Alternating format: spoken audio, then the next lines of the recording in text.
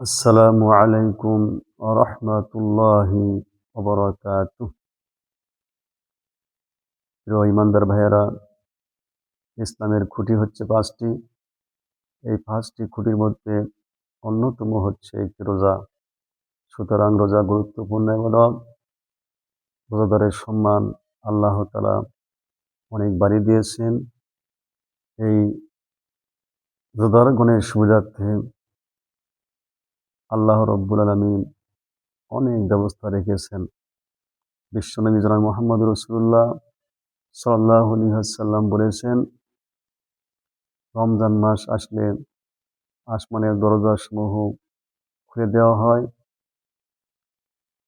জান্নাতের দরজাসমূহ খুলে দেওয়া হয়, আর জাহান্নামের দরজাসমূহ বন্ধ করে দেওয়া হয়, আর শয়তানগুলোকে শিকলে আবদ্ধ করা হয়।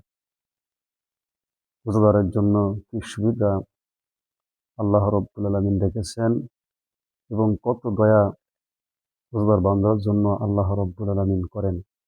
সুতরাং আসুন আমরা শুদ্ধভাবে সঠিকভাবে রমজানের রোজা পালন করি, যাতে করে কিয়ামতের দিন আমরা জান্নাতুল ফেরদাউসের মেহমান হতে পারি।